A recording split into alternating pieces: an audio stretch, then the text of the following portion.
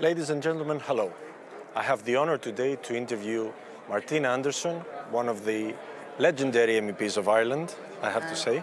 Hello and thank you for coming. Thank you for having me here. Martina Anderson is one of the deputies, or MEPs if you want, from the north of Ireland. And we're basically mainly going to talk today about Brexit and about its implications for Europe, for Ireland, but also for other countries, including Greece. Okay. So I would like to start with a generic question, if you want. Why did Brexit come about? What are your thoughts about it, basically? Not everyone in the referendum who voted to leave was a racist, but there is no doubt, particularly in England, every racist voted. And the consequence then has been we're all sort of observing it, looking out of what's the wreckage, that is train wreck that's coming at particularly the north of Ireland. I read this letter, I don't know if you came across it, I think on The Independent, from of a 95-year-old claiming that Brexit is basically threatening everything that he fought for in World War II. What are your thoughts about this? Of that there is no doubt, and unfortunately the noise of the xenophobic, racist sort of attitudes that have emanated particularly from Mother England, as it may be called, has drowned out the reality of the life and the experience that people have had and the fears and concerns about what's coming down the track. Everything from, the Second World War and why we have the European Union, and born out of the ashes of the terrible wars that took place across Europe. And it was supposed to stabilise, bring about peace, prosperity. Now, Sinn Féin as a party critically engaged with the EU because we think that EU has lost its direction. And I think that the way Greece had been fiscally waterboarded is one of those examples how they've abused and used austerity on a progressive government like SYRIZA and others. So those are the things that are all wrong with the EU. But the EU needs reformed and changed, not to run away from it. So that 95-year-old is reflective on, or he or she is reflecting the views, not just of her generation. I must say there's a younger generation that feels very irate and angry, like their future has been taken from them. We're seeing this new, or not new I would say, this phenomenon now where we have far-right governments or governors in countries like Hungary, Poland, you name it, and rising in other countries including Greece, the UK, of course the United States of America. So I'm wondering, do you consider that Brexit came about because of this rise of far-right and because the EU was going in not exactly the right direction and going away from the people, or not? I don't know your view. Well, I think the EU hasn't learned the lesson of Brexit. But when we look at what happened to Joe Fox, an MP in Westminster who was savagely murdered in her hometown by a right-wing racist xenophobe. Just before the vote? Just before the vote, because she was someone who was campaigning to remain, and because they had generated such fear and hatred in the hearts and the minds of individuals. And we need to learn the lessons of history. And I would say that even, no matter what country, I say it to my own, to people in Ireland, I say it to people in Greece and elsewhere, that you cannot stoke up that kind of hatred and fear and then not have a society that's not based on human rights and equality, respect and dignity, prosperity, and treating each other based on our common humanity with human decency. And I think that's what Brexit fermented at that time. It's about 15 years ago that the war in Iraq started. If you think about it, it never ended since then. All right. I was trying to convince back then people, my age back then, I'm not going to say how old I was, but that this is an important war. People that were around politics, I have to say, no matter whether they were from the left or the right, they did oppose the war in Greece. But a lot of the common people that did not like politics back then, they would say, why do I care? Now they see the results with the refugee crisis.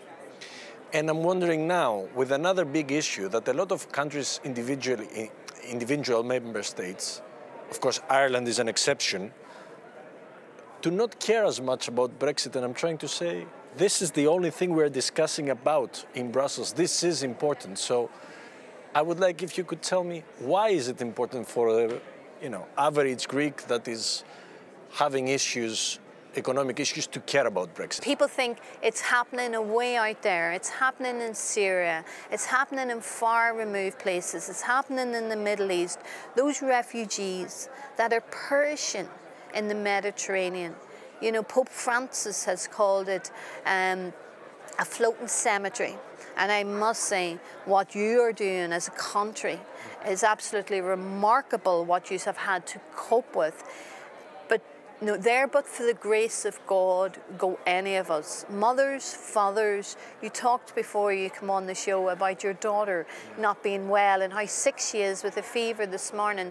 And can you imagine if you were persecuted in your own town, in your own country, and forced to leave, and the only way that you could save your daughter's life was to pay smugglers, thousands of euros to try to get you to safety, and in each time you were exploited. If they can. Of course, they say that they can.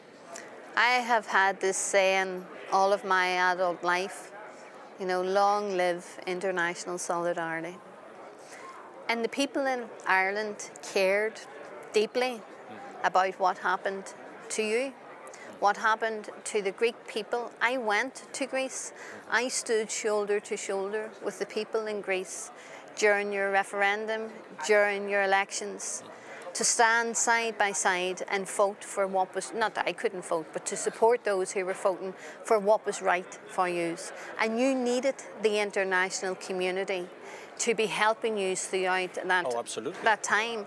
So what we say to the people of Greece, we now need that in return. Ireland is going to be one of the worst places affected. Well, it's the best place in the world, I would say. Of course, I come from there. But it's going to be one of the places that's going to be damaged the most as a consequence of Brexit.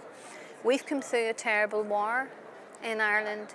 I was one of the many political prisoners who was released under the terms of the Good Friday Agreement, an international agreement 20 years ago in April. And it was an international agreement that was lodged at the United Nations. It was voted on across the island, and one of the things that we were guaranteed was that the constitutional position of the north of Ireland would not change unless the people voted for it. Well, 12% more people in Ireland, in the north of Ireland, voted to remain within the EU. And Brexit is incompatible with the peace process, with the political process. So I would ask on an international level that they would care, but I also would say there are 3 million EU citizens living in Britain, and there are thousands of Greek people living and working and rearing families in Britain. They need the support of their own country, of their own fellow men and women, to know that the rights that they have will be preserved and protected. So on a national level and on an international level, the people of Greece should care, because economically, politically, socially, it is going to have an effect on their lives. The decisions that is taken, the implications of the withdrawal agreement will be felt in Greece as it will be felt everywhere else, and it will be too late.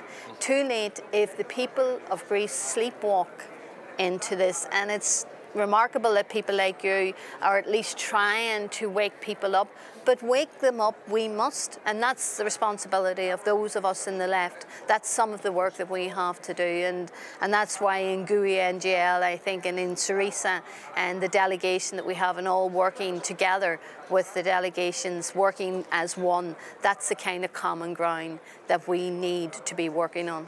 It seems lately that the economy and the economic policies in the UK is done with megabuses and what is written on them. It's like, is it like the newest version of fake news? I don't know. What do you think are going to be the implications for Britain as well? if there is Brexit, hard or not, you know? Well, I think it's going. I think. Well, I actually don't think there's any such thing as a soft, chewy kind of Brexit. You know, I think Brexit is going to damage the economy. Even softer? No, I think you can present it as something that you can mitigate the hardness of it or the damage, but you're only mitigating the damage. You're not going to alleviate the damage. Damage will be done to Britain. You cannot have, for instance, if you take financial services, just as one of the many areas that is going to be affected in the City of London, there's 927 billion being cleared in the clearinghouse system through contracts every single day from the financial market in London. Now that's only 927 billion euros. You know, it's a 3/4 of the world's largest market. Can you repeat this number? It's very important. 927 billion in the clearinghouse, the financial services more than twice the debt of Greece. You know, every single day, every day this week, there will be 927 billion cleared through the contracts, through the clearinghouses, the financial services in London.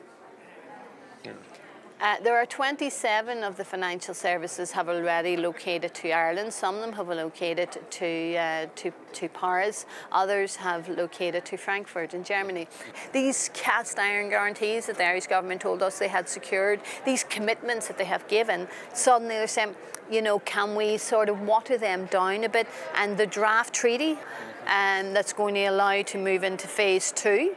The British government aren't liking now these commitments being transferred into legal, fully, faithfully legal commitments, as they said in December they had signed up to and agreed to.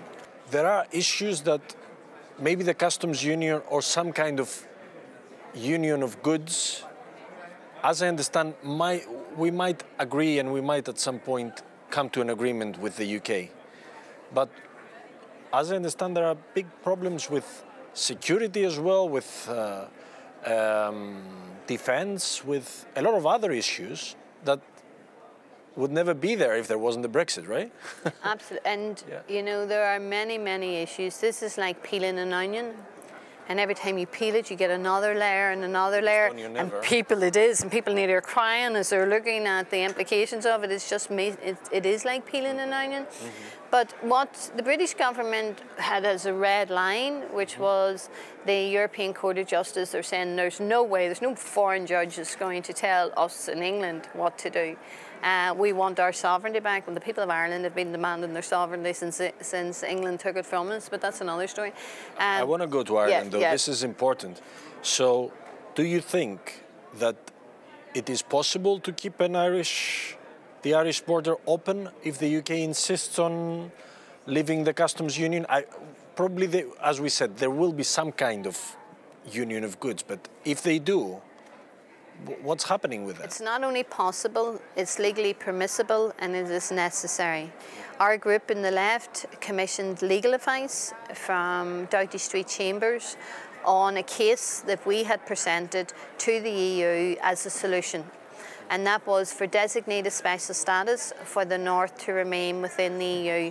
There are 25 overseas countries and territories in Europe that all have got a different special differentiated arrangement with the EU, and therefore the case that we made showed that the North can stay in the single market and the custom union. The ECJ can apply, that you cannot have two separate regulatory standards in Ireland if you are going to do what the EU and everybody is saying that they want to do, and that is to preserve the Good Friday Agreement in all of its parts, a peace process, a political process, to do no harm to that. So what the legal advice is showing us, that you can keep the island, you can have regulatory convergence across Ireland so that food safety, environmental safety, all of the regulatory standards apply, that you can make sure that you could have a relationship between the North and with Britain, so that goods can go across, but you couldn't have the same goods coming back if, for instance, Britain enters into, as it's claiming it's going to do, it's going to get its empire back, it's going to trade with the world, it's going to enter into trade deals with America and everyone else, but it really is longing after the empire returning. You mentioned earlier, except for the single market, you mentioned as well the citizens and what happens with them. Very often the left, including SYRIZA, Sinn Féin, talks about the fact that UK citizens living in the continent should, and Europeans, EU citizens if you want, living in the UK should not be used as hostages, and we should preserve their rights. Absolutely. But what happens after Brexit as well with anybody who wants to go and live in the UK, or what happens with labour rights or with any other rights, or what happens as well with, especially if we have some kind of relation with the UK and not a very hard Brexit, as I mentioned before, not you, what happens with environmental standards, with standards for food, for health and safety, with all of this? I would imagine after the transition period, because Theresa May is saying that the transition period, and we have been saying that the jargon is the EU key, the EU laws and regulations and all that, it will apply in full in Britain during the transition period. And what Theresa May is saying, that when they leave, that there is no guarantee that the kind of rights that Greek people have, that European people have living in Britain, will continue in the same way, so the protections that they have will be diminished. So I could imagine in the future people will consider all of that before they think about relocating to Britain, but certainly they should come to Ireland, and of course Irish people should go to Greece as well. I heard recently Nigel Farage asking for a second referendum. Now, why he's asking for it, or whether this is a strategic move on his behalf, is something that you can comment if you want, but whether you believe that there will be a Brexit in the end or not is another question, and that's what I would like you to tell me, what you think about it. I think that both of the two main parties in Britain, Labour has a differentiated position for Ireland, and I welcome it. What they have come out with yesterday is to call it the North of Ireland should say in the custom union. We need them to go further, but at least it's a better position than what the Tories have. That said, both of the parties are Brexiteers.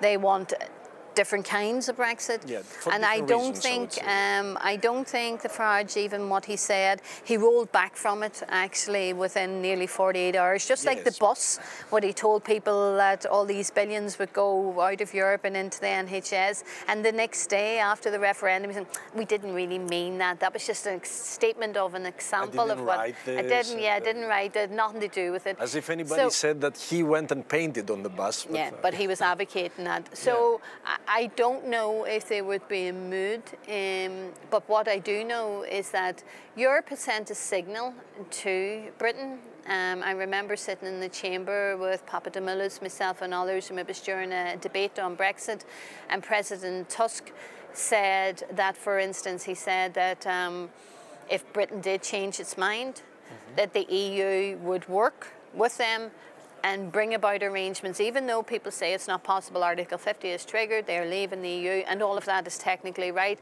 but politically, the political will, I think, is here if they were to change their mind. Whatever happens in England, I respect the fact that the English people voted to leave. But I also want the English people and its government, because its government doesn't stand in the north of Ireland. There's not one MEP from the Tory government or from Labour that stands in the north of Ireland to get elected.